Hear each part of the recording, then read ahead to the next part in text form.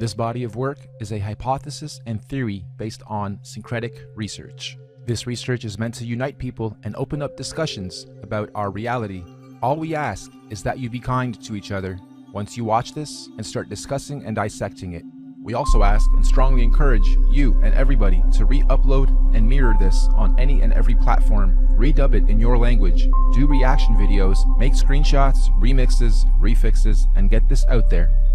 One last disclaimer, some of the maps on these models and elements are not the spec, and I did them to be as visual as possible, so don't mind some of the maps being off, distorted, or totally wrong. They are meant for representation purposes only. So, grab your snacks and drinks, and get ready to have your mind blown. Let's go.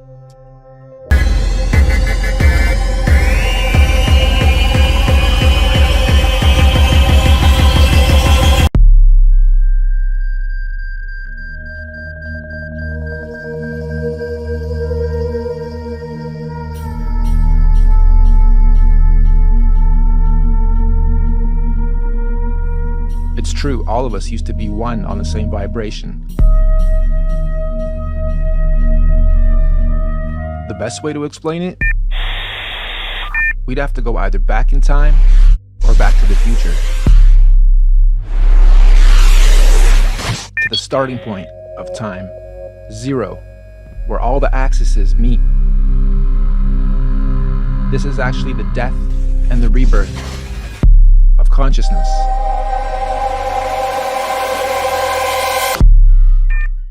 So, a lot of controversy. Is it flat? Is it round? Are we spinning?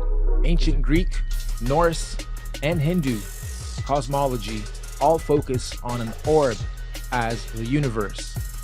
And after watching enough flat earth videos and a couple of these, I went down the rabbit hole of the cosmic egg. So let's walk through how this universe may have started. Step 1. Out of the void, the Holy Trinity gets created. Birth, life, death. Repeat. Step 2. The Holy Trinity creates its womb to protect itself from itself, the void. Then, the Trinity separates into 3, positive, neutral, and negative. Next step, the cosmic vortex is created. This gives us our oscillations, our weather, our currents, our airflow, etc. Then, our actual Earth, the rock, a 3-level pyramid on both sides. We are on the 3rd plane.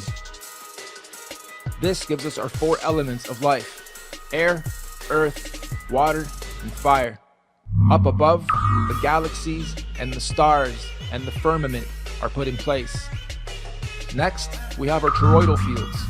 These electromagnetic fields protect and separate all the lands.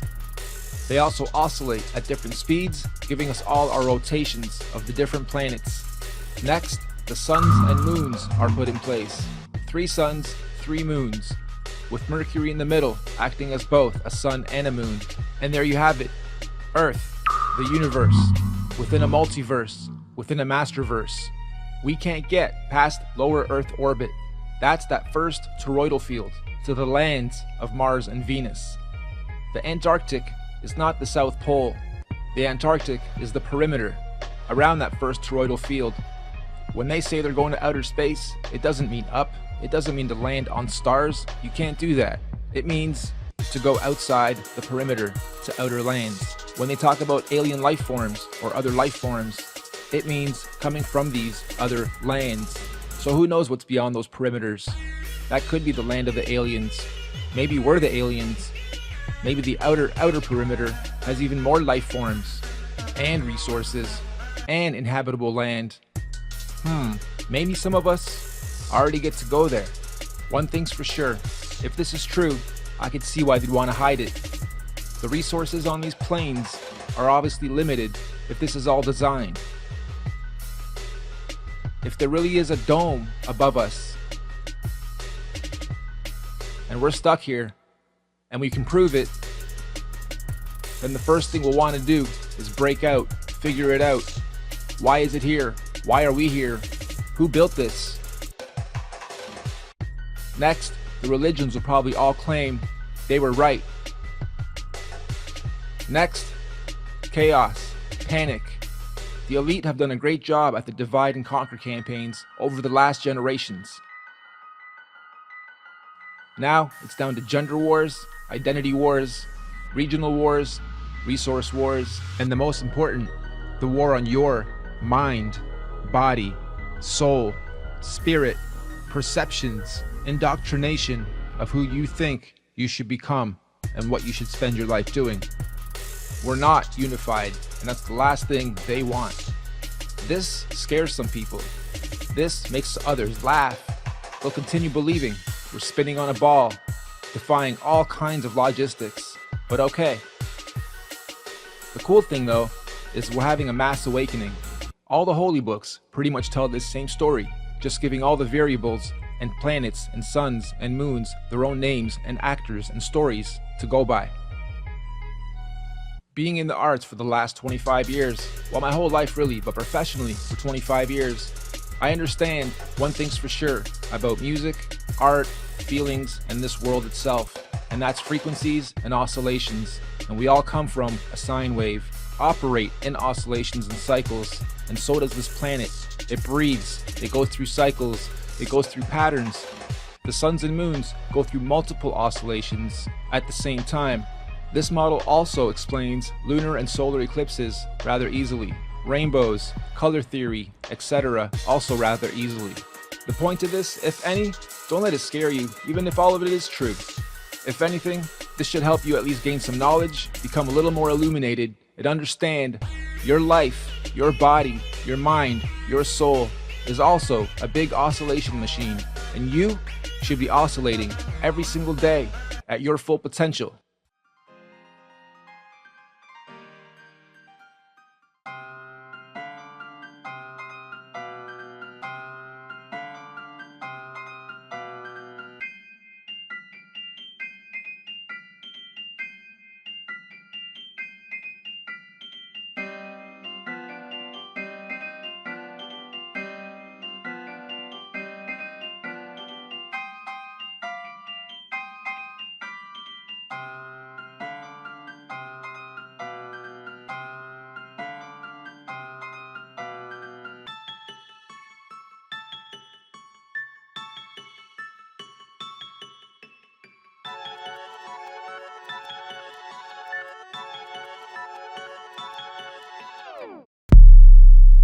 With the huge controversy on whether we do live on this spinning ball or a flat plane, I'm here to present an alternate theory, kind of mixing both. Ready?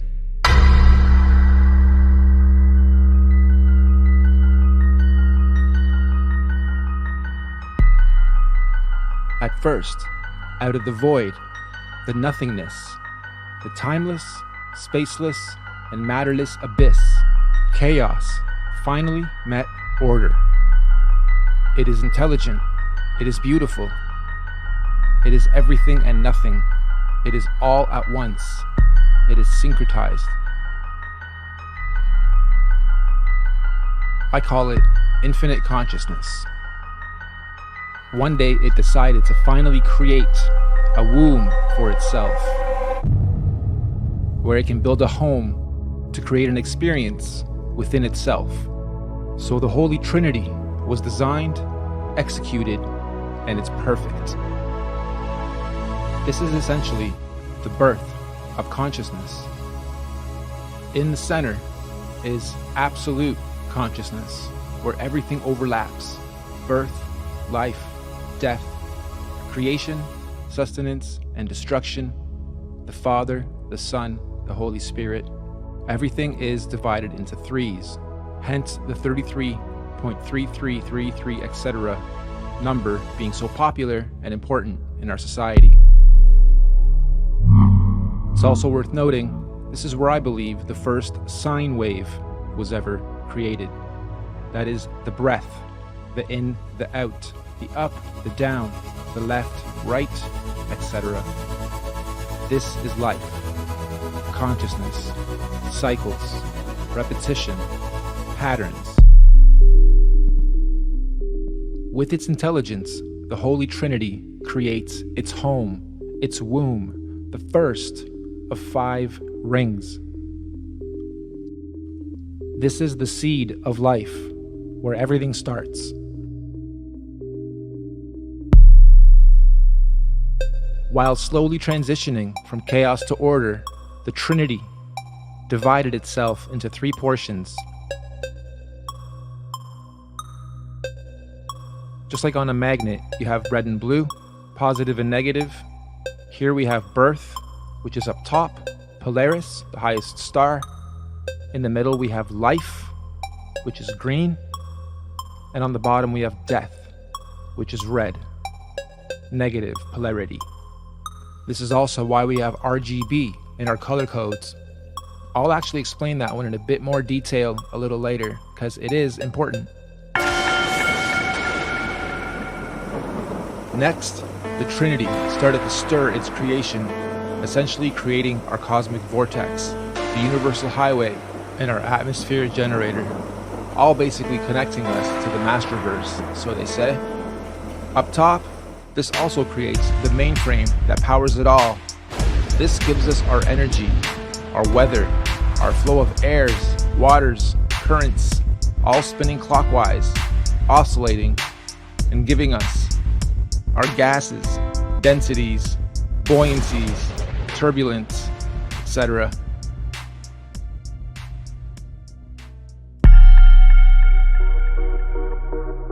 The upper part of the orb is known as the land of the gods. This is where the star of stars, the director of everything, sits. Under him, Omega, Andromeda, and the Milky Way, all giving birth to the first breath by Neptune and Uranus, giving it its first oscillation. This is what mixes everything. This is what creates our actual clockwise spin. We know it as the vortex, the cosmic vortex, or the black hole.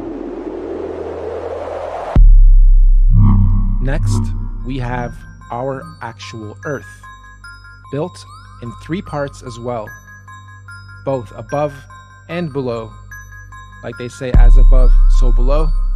So we have three-part pyramid here, and each level of these pyramids are our lands. So we have the crust, the mantle, inner core, and outer core. This is also what gives us our four elements of life: air, earth, water, fire. Also, now that you have this viewpoint, you can see that there is such thing as space. However, it's not to go to other planets up there, it's to go to outer lands beyond our perimeter. Why can't we go to the perimeters? This is why right here. These are called toroidal fields. You guys know them as the Van Allen belts. There are 5 toroidal fields that separate the lands and give each its own ecosystem, its own sun and moon, and give each its own atmosphere, and rotate and oscillate to give the Earth its breathing system. Okay, this allows the whole orb to breathe in and out, and these toroidal fields protect each perimeter, or we can call them districts. So we are on the center one, and you'll see 4 here with a tiny one in the center of our Earth, which is the North Pole. Okay, there is an actual polar field there. There is actual energy there. Compasses get pulled there. So let's take a closer look. These electromagnetic fields all oscillate at different speeds. So all of these have their own oscillations, both the actual rings and the actual planets or sun and moons within them. Each of these lands, each of these rings has 4 atmospheres to go along with it. And that is the troposphere on the bottom part, the stratosphere just above us, the mesosphere, and then the thermosphere. And again, going back to the vortex that spins from above and below is what gives all of these their oscillations. We're going to talk more about oscillations a little later because they are very, very important. Okay, so now let's break down the planets. Each land has its own sun and moon. Mercury, which is the very center of centers of everything in the North Pole, is both a sun and moon. Okay, it is both, therefore we're not counting it here. We're saying there's 3 suns and 3 moons, man and woman, left and right, positive, negative.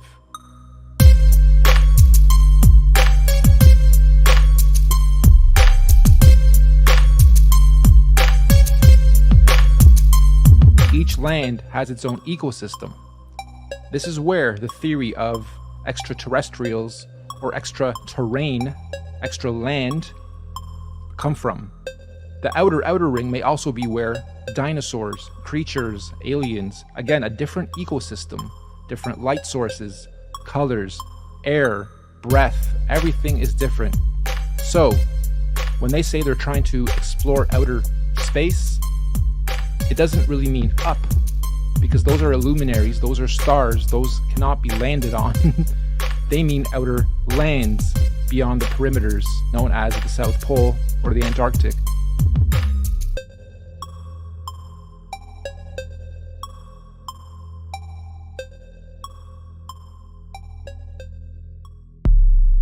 You guys have taken in a lot of data. Congrats for sticking around this long. Let's quickly recap. We have the Holy Trinity creating the womb. Then the Holy Trinity separates into positive, neutrality, and negative. Then a vortex is created. Then a rock is created for our lands. Then our toroidal fields are created to create cycles and to create breath and to create oscillations. Then suns and moons are created, and they also have their own oscillations, and they are all respective to their own lands. So let's break down oscillations some more. Here we simply see a sun and a moon going around in a circle. And here we see 3 going around in circles. Now some are oscillating faster than others, but they're all generally going in a circle.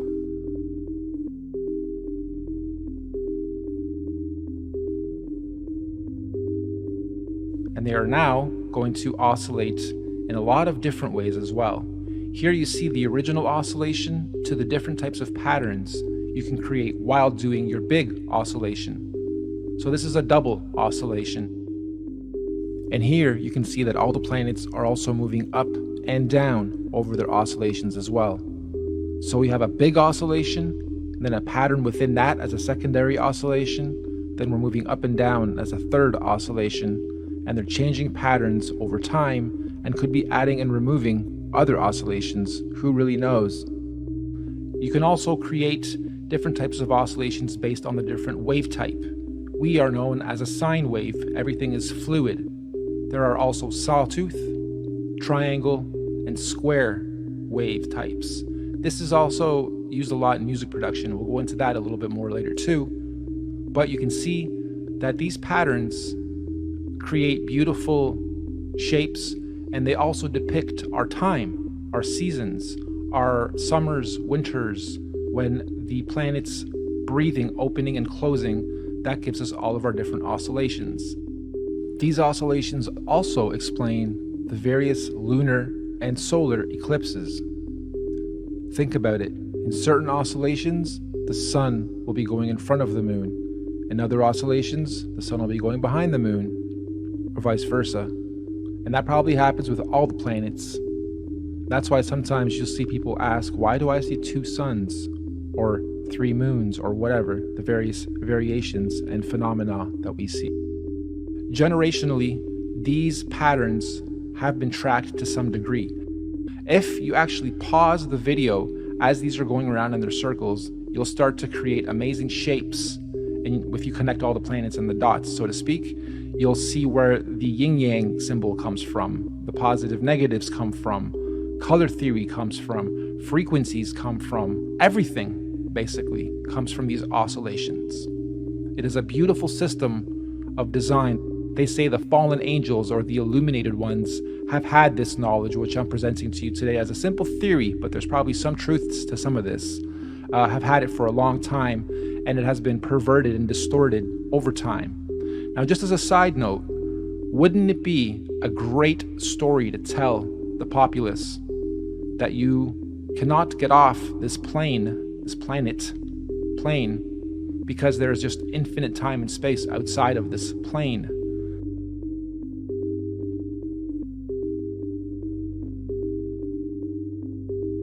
We only have access to the inner part. It is a special part of all this because it is the center, and we have access to the North Pole, which is where ascension happens.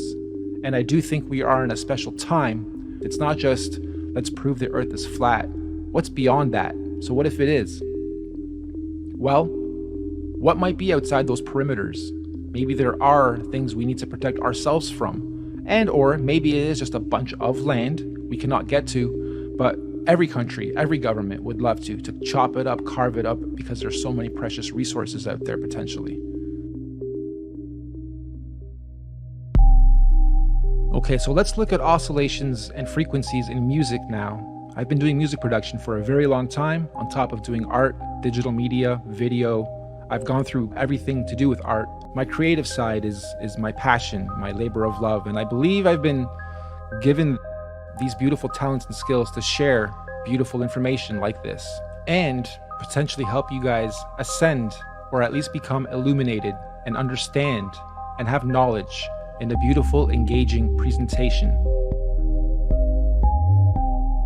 Here we have frequencies with music and layering music and giving you visuals for those frequencies.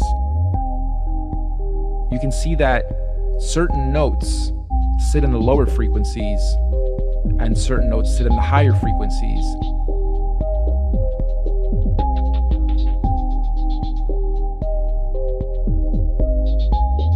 But here you can see layers of audio overlapping each other and creating beautiful waves as well. And when you layer things properly, you create harmonics, natural harmonics. And that's when the oscillations become beautiful visuals as well. So everything is everything. And this is another example of that. But when it comes to music, and when it comes to artists hitting certain notes and singing certain melodies, or priests chanting, or other melodic structures, or chording, or layering of your voice or an instrument, again, you get beautiful harmonics. So when we play something in the higher octaves, it sounds angelic.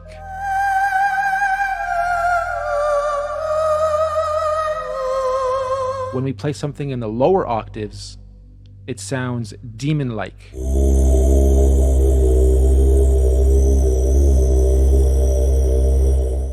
If we take this one step further and add a visual and sound effects, you can definitely see how you can make someone uncomfortable or anxious by design.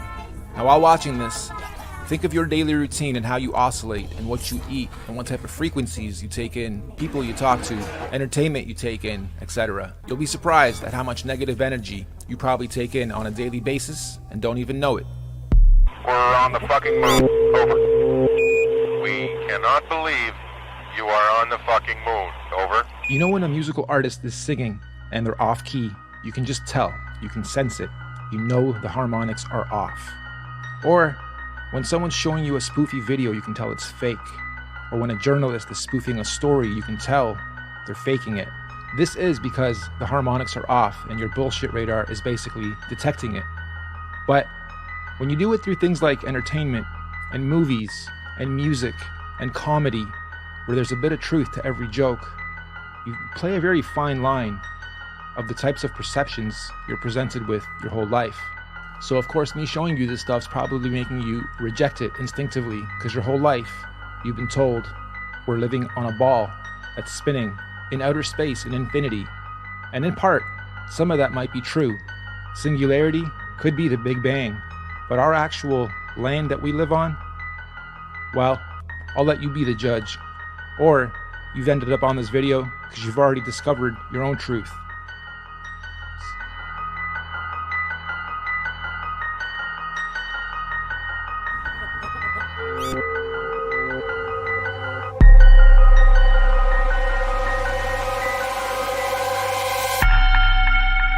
In between the fourth and fifth toroidal fields is where the firmament sits. This is where all the stars are attached and fixated as they do their oscillation as well. This firmament is what prevents us from going up. In fact, there's footage online of rockets being sent up by independent teams, and you can clearly see it hit something up there. before coming back down. Now, if you look up Operation Fishbowl and Operation High Jump, you'll come across some interesting information regarding the efforts that the governments have put in to try to get through the firmament.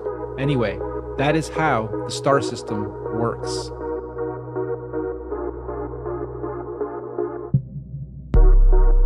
Now, the top two planets, Neptune and Uranus, are, I believe, also just above the firmament. They are what give the initial spin to the vortex.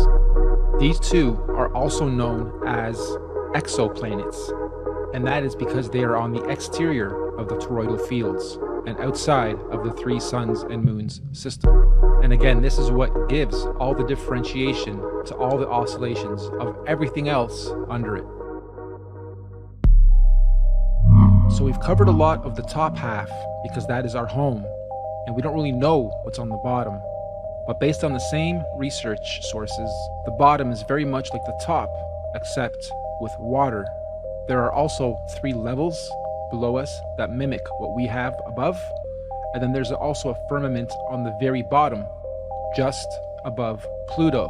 Again, instead of air, it's water, and it's known as the Great Deep.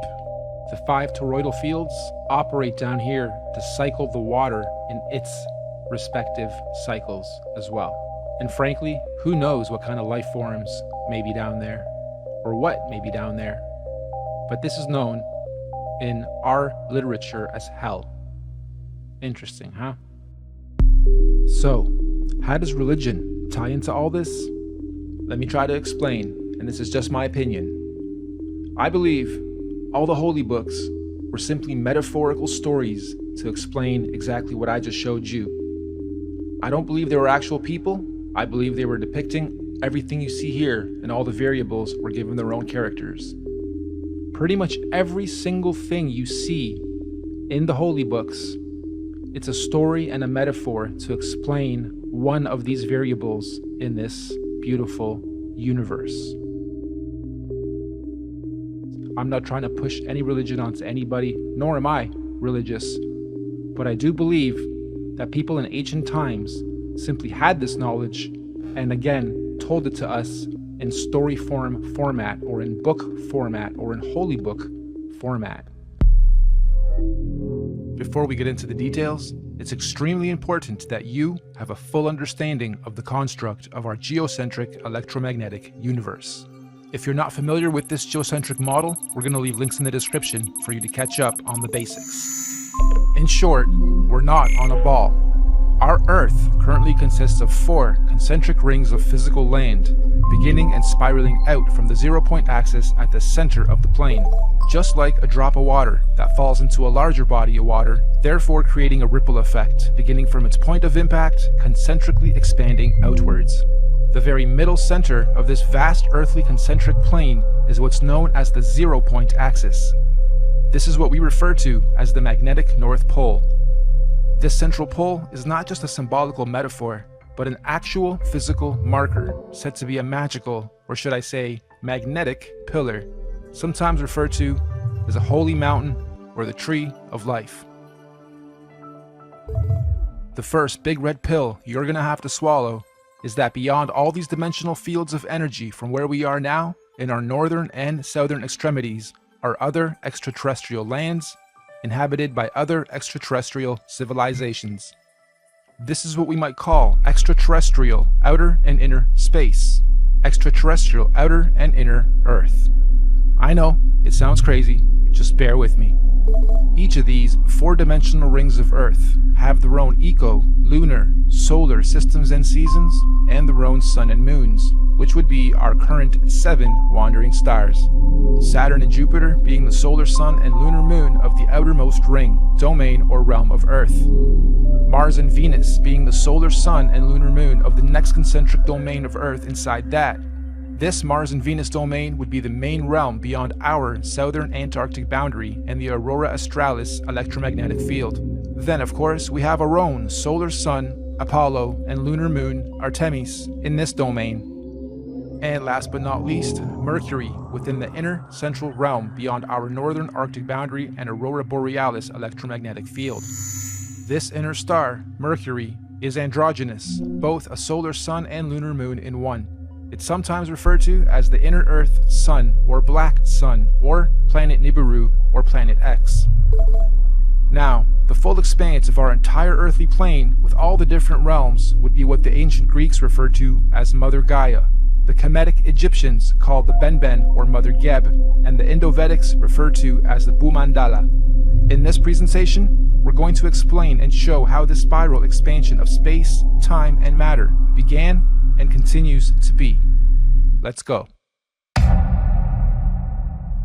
This calendar is a modern interpretation and mix of the Aztec Mayan calendar, Egyptian Dendra stone, the various Chinese and Indian Dharma wheels, as well as other ancient cosmological and universal clocks and calendars.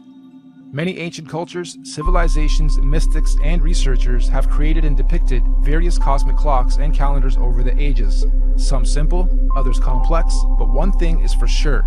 They all knew that all time operates in a cyclical pattern. They knew that everything in existence has a beginning, a middle, and an end. Birth, experience, growth, and death. Sunrise, midday, sunset, midnight. Spring, summer, autumn, winter.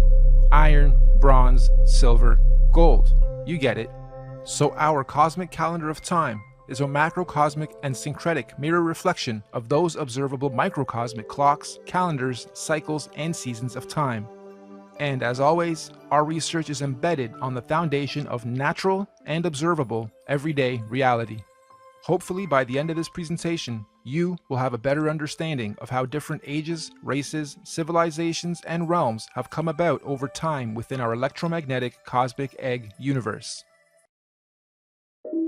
So in order to understand our calendar better, we need to break down something known as an epoch. Our epoch here is going to be 24,000 years for one full cycle. What is the definition of an epoch? A division of time that is itself a subdivision of a larger period of time. Think of seconds to minutes to hours to days to months to years. Good examples of epochs. An epoch is also subdivided into ages corresponding to a series of chronological changes or events. An epoch can sometimes be referred to as an era, age, period, time, eon, span, stage, or point in history. Universal epochs are also sometimes referred to as a platonic year or a cosmic day. Just like a clock striking 12 and starting another cycle or day. So our epochs are 24,000 years, reflective of our natural 24-hour day and clock. 24 hours in a solar day, 24,000 years in a cosmic day. The first thing we're going to do is lay a typical 12-hour dial. We're going to follow this by also laying 12 months of the year, and follow that ring by a ring of the 12 zodiac signs matching up to each month. The next ring is going to represent our 4 seasons: autumn, winter, spring, and summer. The ring inside this one is going to represent our 24-hour clock, with 6 p.m. being represented at 12. The next ring is our meridian. We have midnight, quarter past, half past, and quarter to. And inside this ring are going to be our 4 concentric lands, eras, ages, civilizations, and solar systems. As stated, we've already had 4 epoch cycles, and we are currently a quarter past the 5th. Now, just as there are 4 earthly physical realms, there are also 4 physical humanoid root races associated with the creation of each realm. These 4 root races are the Hyperboreans, Lemurians, Atlanteans, and Aryans. But there's also a 5th race of beings that lives in the center, Mount Meru, of our Earth. This is the Master Root race, the Polarians. Unlike the other 4, the Polarians are semi-ethereal, meaning not completely physical beings. They do not have a definitive skin pigment, size, color, or race. Having said that, they are often depicted as being somewhat indigo-bluish, translucent beings. Anyway, these Polarians began the human race at pole position. They were the very first forms of earthly beings to manifest on this plane. all the other 4 root races were seeded by the Polarians, hence the term Master Race. We could also call the Polarians the Guardians of the Earth.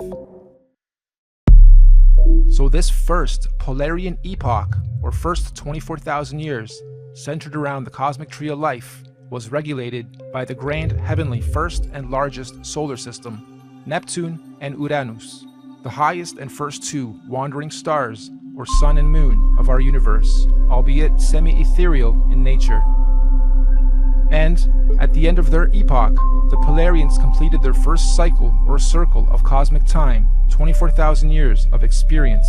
This was the end of their epoch. At this point, the Polarians created their very first physical manifestation, and so the Hyperboreans realm and root race are created. A new physical paradigm emerges, unfolding out of the North Polar Center Axis, aka the very first ripple. We could also say the tree of life gave birth to its first physical fruit or seed. This process is what we might call a pole shift, the very first pole shift of our Earth. This new Hyperborean realm comes complete with its own solar system to regulate its physical space, time, and matter. The very first sun and moon are also created, Jupiter and Saturn. However, at this stage, they are androgynous. They are one. They are not separated. They only separate at the end of their epoch. This is the first domain to experience fully physical earthly space, time, and matter, all regulated by the very first earthly solar system. This Hyperborean realm that unfolded out of the center pillar was the very first Garden of Eden, surrounding the Tree of Life, or Mount Meru, at the center.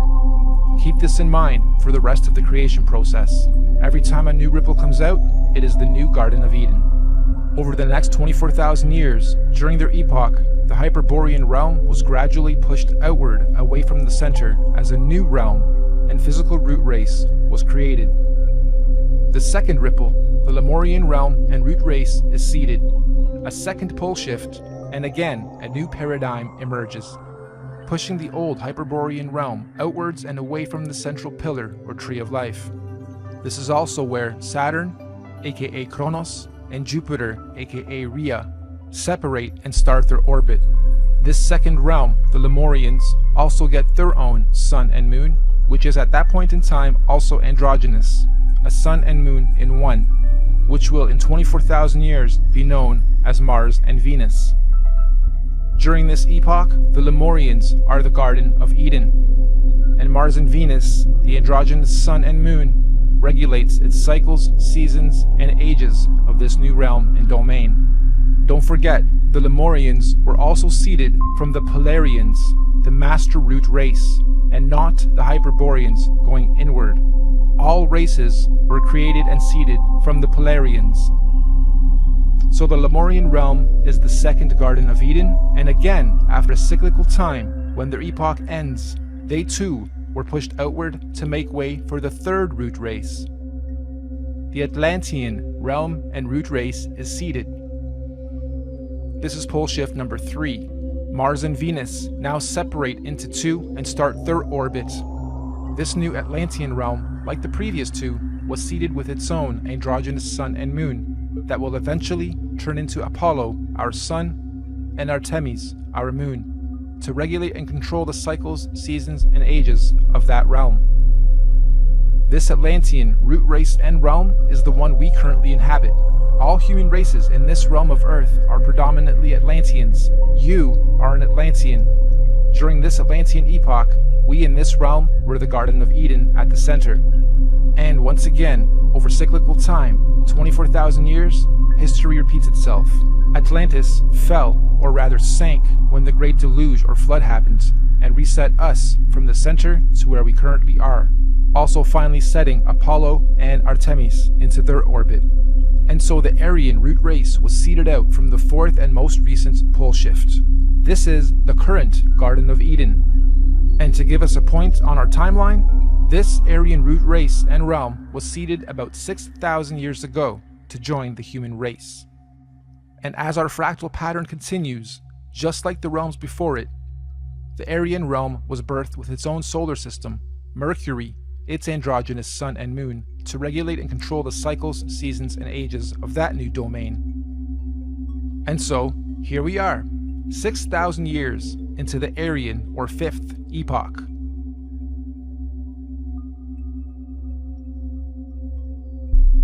In summary, we have 5 epochs so far. The Master Race, the Polarians. 24,000 years later, the Hyperborean realm was created.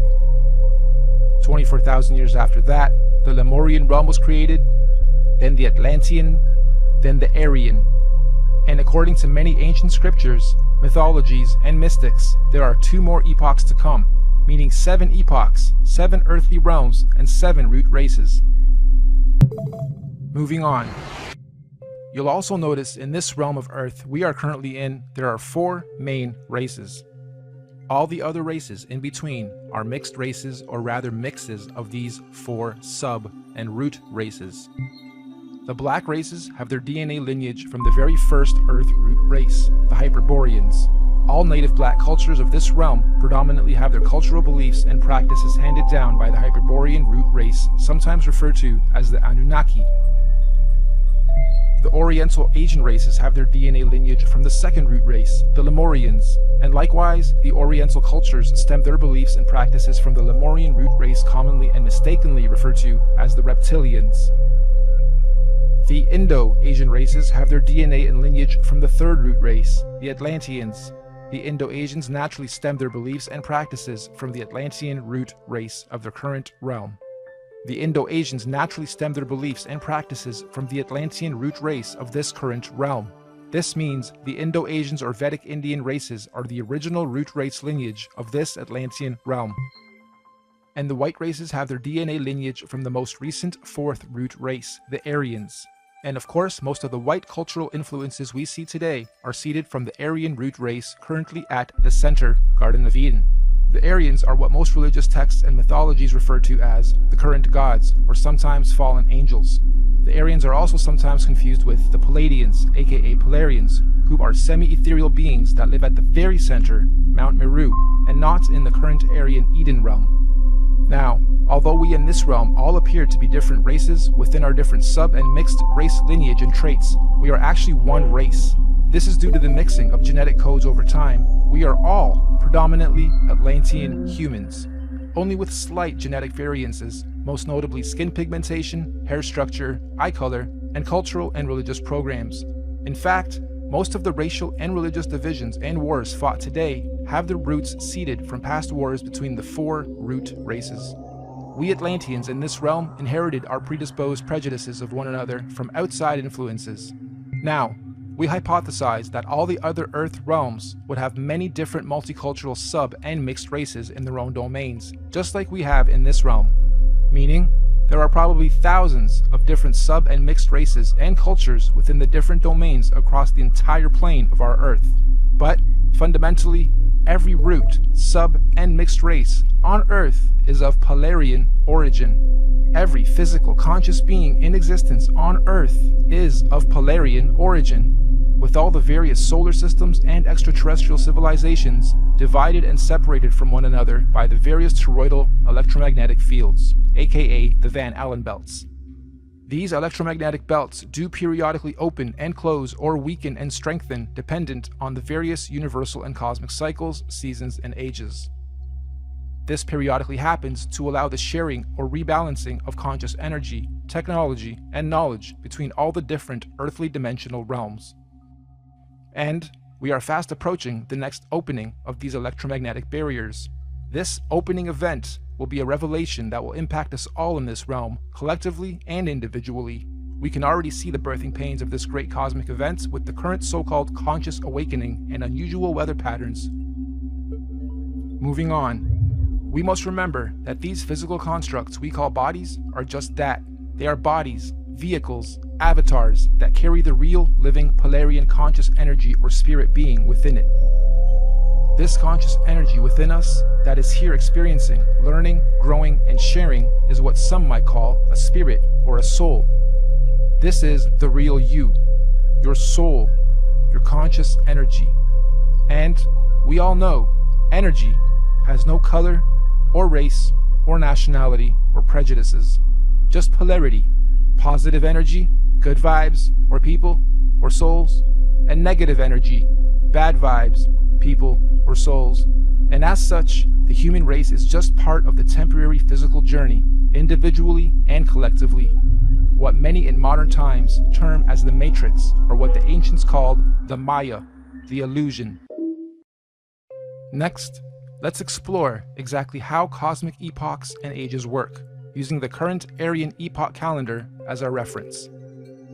You'll notice the outside rings note our months of the year as well as our 12 zodiac signs. The 12 solar months are actually a microcosmic reflection of the 12 zodiac constellations. These 12 zodiac constellations are our heavenly cosmic clock rotating above us. As they rotate, each constellation has its own energies that subconsciously influence and help guide us consciously here on the earthly plane, both individually and collectively. These 12 months are further divided into our 4 seasonal sections: autumn, winter, spring, and summer, which in cosmic terms are known as the 4 seasons of conscious evolution. These conscious seasons are what the Greeks called the 4 ages of man and Vedic scriptures called the Yuga ages. These 4 Yuga ages are the Golden Age, Satya Yuga, Silver Age, Treta Yuga, Bronze Age, Dwapara Yuga, and Iron Age, Kali Yuga. A full epoch, 24,000 years, is broken up into 8 Yuga ages. Therefore, each Yuga age is 3,000 years. You'll also notice there are more golden or yellow ages than any other. This is because the golden ages mirror the sun's presence during the course of our 12 calendar month solar season. So as you can see, lots of sunshine in the summer, a little less in autumn and spring, and little to none in winter. Of course, sunshine in this case is translated into conscious intelligence.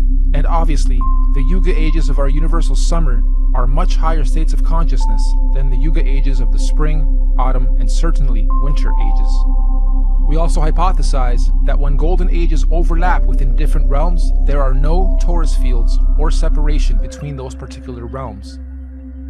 This means that when the time comes and the golden ages overlap, all lands that overlap can be crossed in and out of. In other words, those particular domains are open and free to interact without restriction. This is because they are oscillating at the same golden ratio of frequency or resonance. So, let's now map the universal, cosmic, and solar timelines of all the individual realms or domains. Mainstream science tells us that the Iron Age began about 6,000 years ago, which mirrors the reset point here, 12 o'clock. They also tell us that the Middle Ages were about 3,000 years ago from today, which again mirrors the timeline here. And this timeline is also the common narrative among most holy books. So, our calendar has our realm or domain beginning this epoch 6,000 years ago with the age of Taurus, the bull. Interestingly, the Old Testament of the Bible begins in an age where they worship the bull. This is symbolical of the first 2,000 years of Taurus astrological energy. After some time, bull worship ended with the story of God telling Abraham to stop bull worship and instead sacrifice a ram. This is symbolical of the change from the Taurus bull age into the Aries ram age. And again, 2,000 years later, Jesus, the fisher of men, comes into play. The Jesus fish symbolism is telling us of the shift from the Aries into the 2-fish Pisces age. And once again, as we reach the end of the Jesus fish Piscean age, we now see the effects of the new water Aquarian age. Aquarius, of course, is symbolized by the mixing of waters. It is the age of mixing, discovery, disclosure, and technology. If we were to set this calendar to today's date, we would be sitting at just before quarter past reset. 6,000 years into the 5th epoch, bang in the middle of the cosmic winter or iron age of universal collective consciousness. In fact, to be a little more exact, we've got us at 2 minutes to midnight. Now, this is interesting because mainstream science has something called a doomsday clock, and on the doomsday clock, they are saying the Earth is 2 minutes to midnight or doomsday. It was actually moved from 3 minutes to 2 minutes on the 18th of January of 2018. And I'm sure most of you know that doomsday or apocalypse simply means a marked period or shift or change from one thing into another, the end of the old and the beginning of the new. And we are living in extremely exciting times for those who are paying attention to what is going on. Knowledge, truth, New information and discoveries are not to be feared, they are to be embraced. This particular cosmic shift we are about to have is an important one because it's a cardinal shift. This means all 4 current earthly domains will simultaneously be experiencing their own doomsday or apocalypse or shift of season. So let's go through each realm's cosmic shift. The Central Aryan realm will be having a fantastic apocalypse, shifting up from their bronze into their silver age of consciousness. We in this domain, we're having an okay but confusing apocalypse, shifting up and out of our Iron Age into our Bronze Age of consciousness. Hence the so-called conscious awakening. Knowledge, information, and data are more readily accessible to the masses than at any other time in this era of recorded history. We can clearly see all these changes slowly taking effect, particularly in the more advanced regions of this domain. We get a lot of knowledge from technology. Now, the domain outside of ours, Mars and Venus, are going through a horrible apocalypse.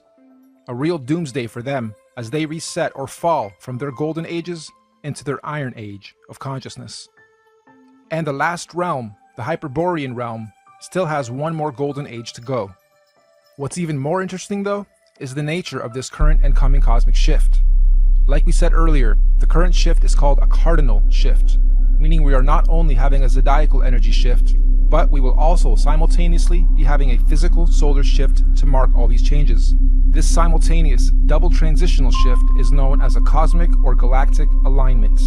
Most of you will know that on the azimuthal equidistant geocentric Earth model, the Sun coils up and around the electromagnetic dome that encapsulates our Earth for the summers, and coils down towards the end of our solar year to its southernmost position of the Tropic of Capricorn.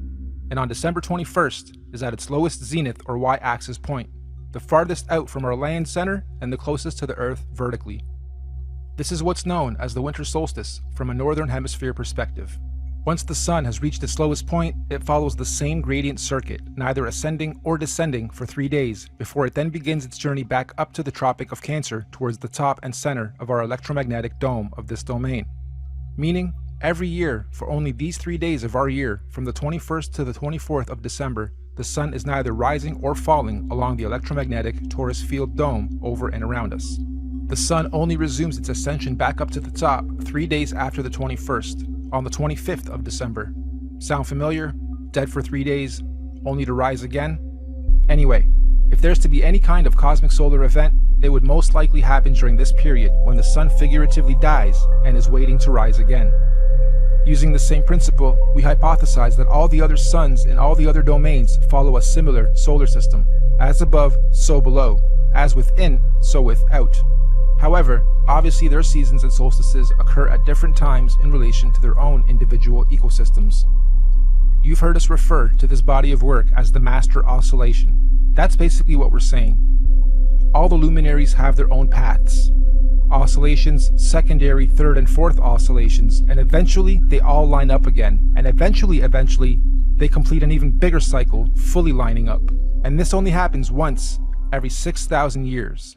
So on December 21st, Mercury at the center, our Sun in this domain, Mars in the next domain, and Saturn in the last domain, and all the moons on the other side, will all stop and align in the same direction on the same path and gradient at the same time for the first time in 6,000 years.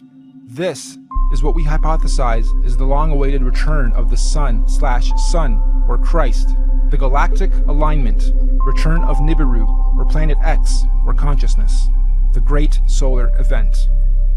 This cosmic solar alignment will take 3 days to fully align, starting on the 21st of December and ending on the 25th of December.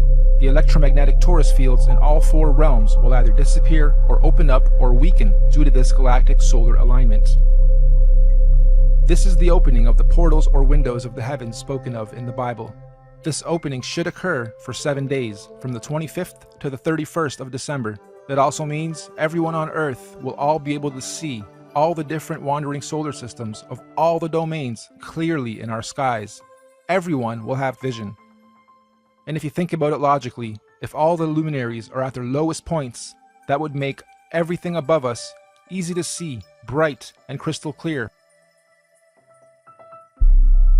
On a side note, isn't it interesting that we've all been conditioned to be the most busy during the specific time of year every year, and blinded to the Earth's true oscillations, signs, and beauty. Yeah, we celebrate. However, the ways we do it and the reasons we do it are perverted. Even with how many trees we cut down every year to carry out a ritual, which could actually be a geocentric ritual to begin with. The tree of life, the Christmas tree. This period of time is what the ancient cultures were describing when they said there was a time when the sky fell.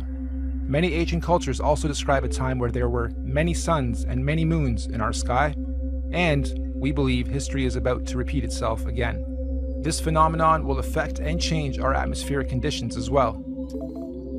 These events periodically happen over cyclical time in various scales.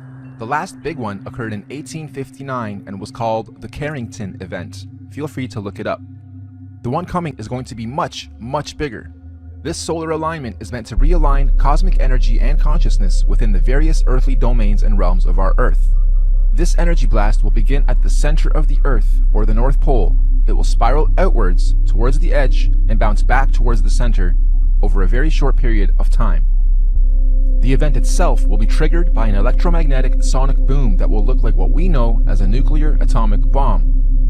Don't worry though, it will not be an atomic bomb. However, it will positively be nuclear. It will give humanity a new, clear vision for the future, individually and collectively. We suspect the current powers that be will attempt to use this natural cosmic event as the ultimate false flag. They may say aliens did it, or it was caused by global warming, or an attack from across the world. This sonic boom of electromagnetic energy may shut down our entire electric grid instantaneously, causing a collapse of our financial, socio-economic, political, and collective cultural existence as we know it. And thus, this event may be used to pave the way for a new order in our world. But this cosmic event is not to be feared. It is a natural process to allow growth within our individual and collective consciousness. The greenish astral rays that this event will create will cover the entire plane of our Earth for a short period of time. Again, it is not to be feared. Governments and authorities will most likely tell us that this green mist caused by this event is a toxin. They will tell us to stay indoors and not go outside into the radiation. Avoid it at all costs. They will say it's harmful radiation.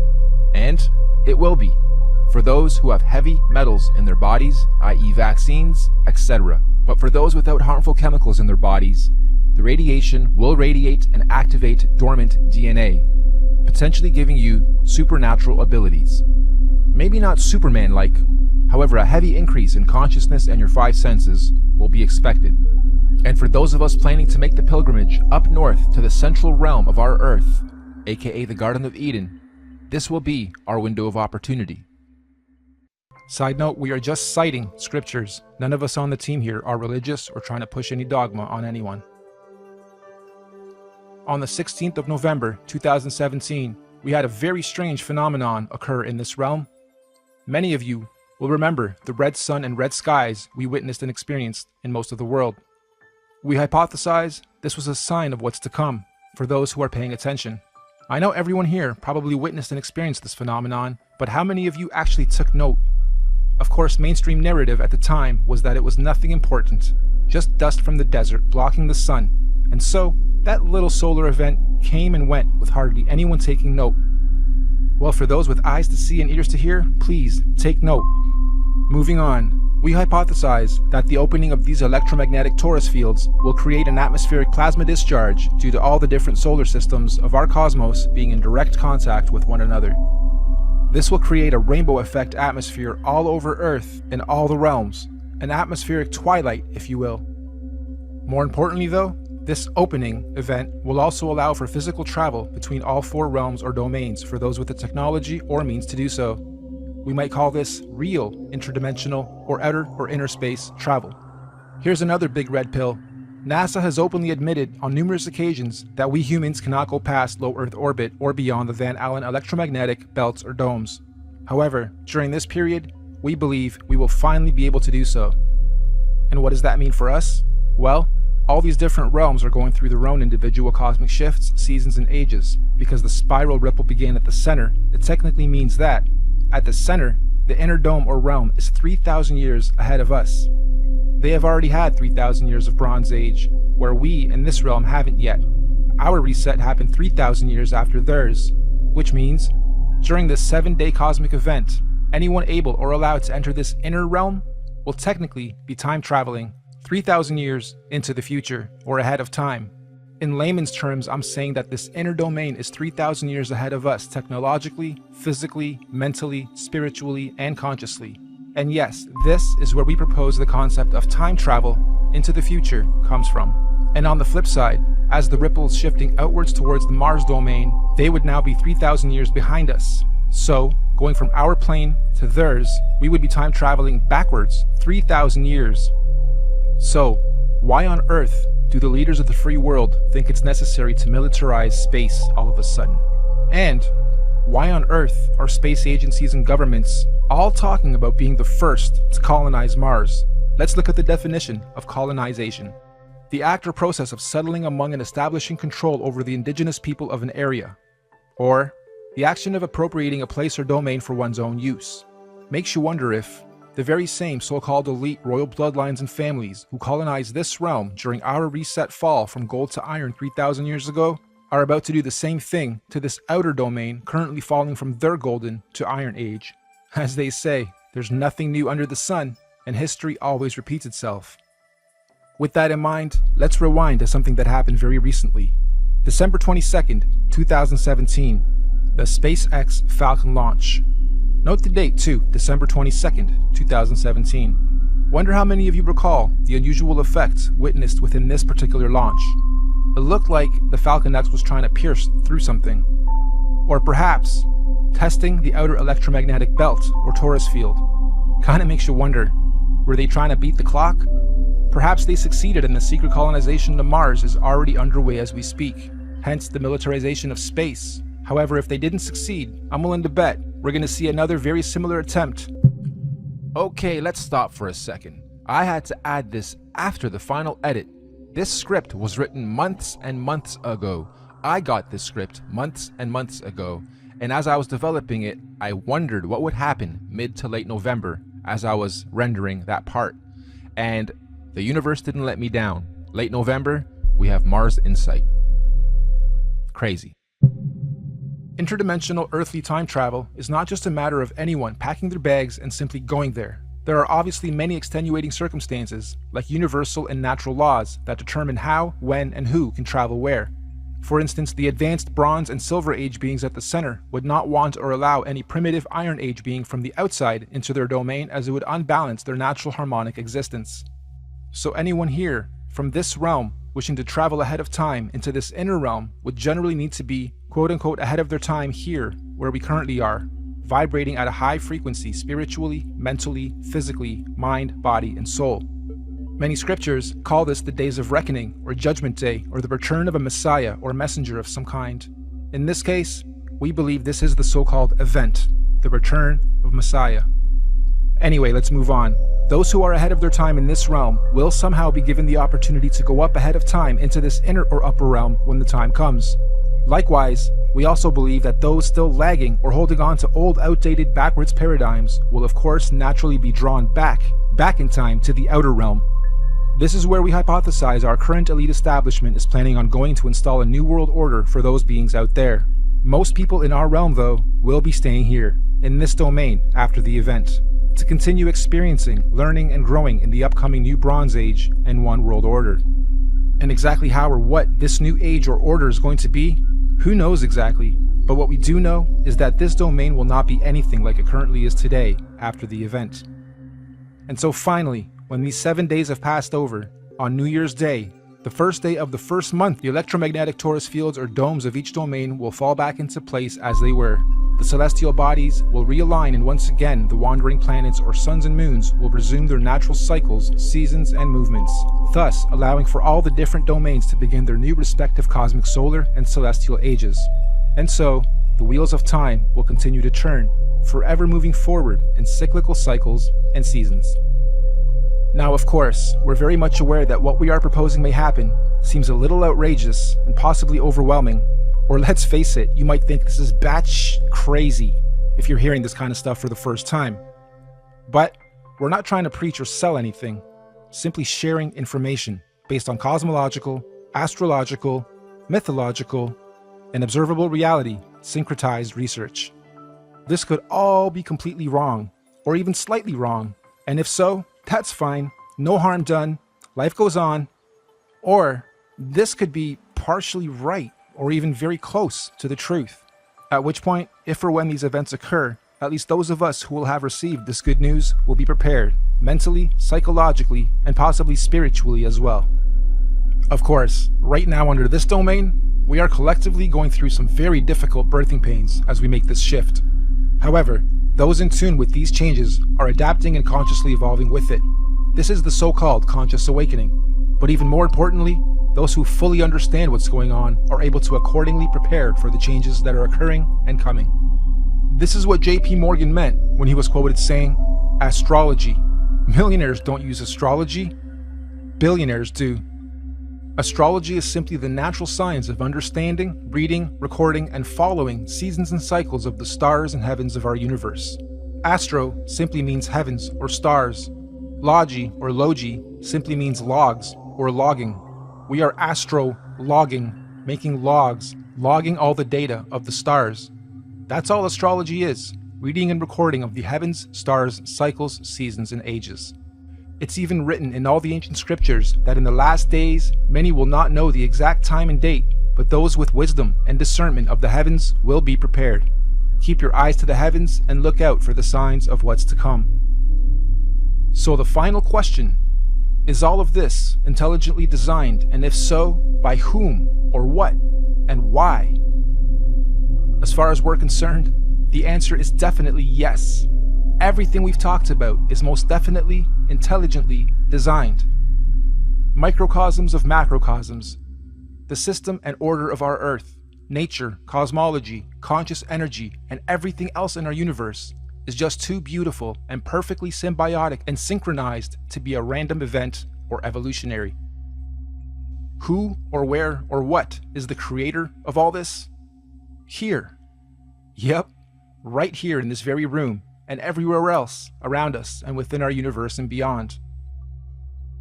We are all co-creators, conscious spirits, souls, or forces of energy. Everything is energy. Everything is electromagnetic frequency, sound, and vibration, down to the sine wave. Quote-unquote God, any God, all gods, are energy. After all, even religion tells us that God is everything and nothing at the same time, right? The Alpha and the Omega, the beginning and the end, intelligent, conscious, immeasurable, unquantifiable, the source, the creator, just is. And since all of us are little conscious fields of energy, that perhaps we are all small manifestations of a greater conscious field of energy, soul, or spirit. Perhaps all of us are from the same original source, simply experiencing life individually, separate from the whole, little creators, in quality but not quantity, playing a game of cosmic hide and seek with ourselves, all part of the same one song, one verse, the universe, just singing in different tunes and octaves at different frequencies, and desperately trying to find a harmonic, melodic balance. And when we do, eventually, individually and collectively find harmony, we will finally be vibrating or singing from the same one verse in our universe. And this is what many mystics, gurus, teachers, cultures, and religions mean when they say we are one. But for now, I think we're extremely far from that, and there's still much learning, exploration, and experiencing and growth to be had on this so-called journey of life before we get to harmony. There are still many seasons to be seen, roles to be played, cosmic ages, seasons, and events to be had amongst all this craziness and confusion we call life.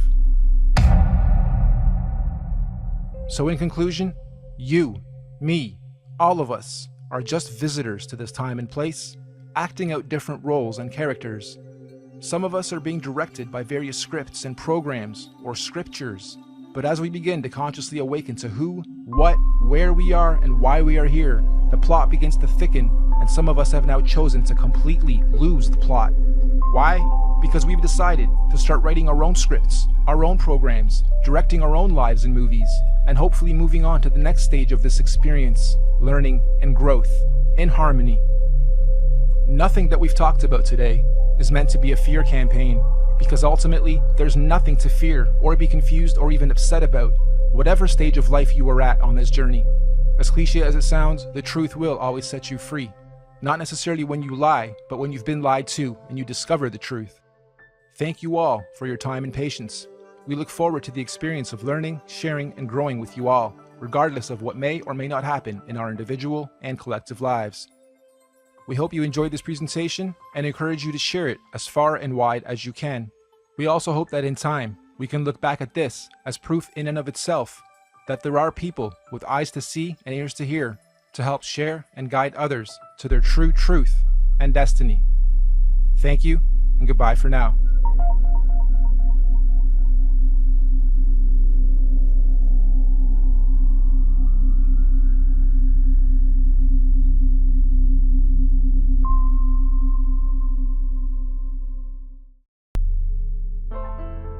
I thought a lot about how to close this out because I've given you a lot of intel, and some of you are probably laughing, while others have been here before, and others are even farther along in the research than I am.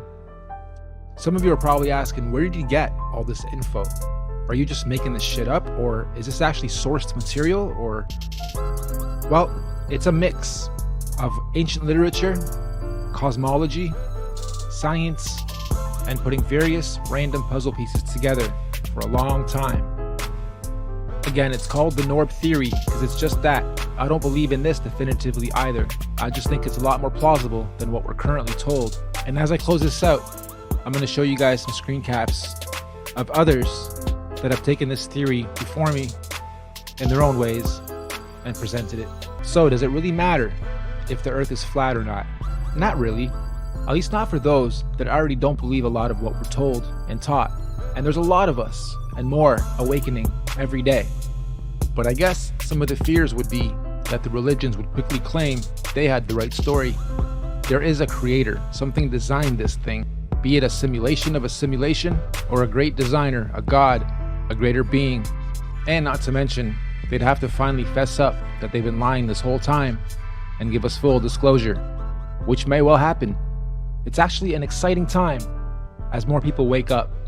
There's a lot to explore, there's a lot to learn, and it's amazing to finally realize we don't know that much about ourselves or where we live, at least not most of us. I always thought there must be some order, it's not just all chaos and random, and this was my final missing link to that thinking. There very well may be other life forms out there, aliens or whatever, but they're depicted very negatively, low frequencies, ugly creatures. They may be way ahead of us and looking at us as the aliens or the pests, the destructive species that can't even get into their own harmony. Keep them away from us, could be what they're saying. Never really know. They have nations divided. They have religions divided. They have demographics divided. They have age groups divided. And now they're going after the biggest, the gender war. Whether we're going to space or we're going to the outer limits, I still believe the purpose of life is to be good versus evil. I still believe I've made it to where I've made it to in life because I've challenged everything and I've not been definitive with my thinking, especially when it comes to belief systems, politics, the way I oscillate in this lifetime, and how I spend my time and resources and efforts to try to achieve my goals. As we go through this transitioning, this big mass awakening, I'm sure some of you can already feel it and sense it. So if anything, I'd love for you guys to at least keep an open mind to this and anything that is presented in front of you as fact and definitive. If you can't touch it yourself, explore it yourself, see it yourself, not just on a television screen, not just through news, not just through an organization, be it government or not, then don't just blindly believe it just because you've been told something your whole life. It doesn't make it true. But do your own research. And the 5 most important words that I don't think they want me telling you, they're simple. All you need is love.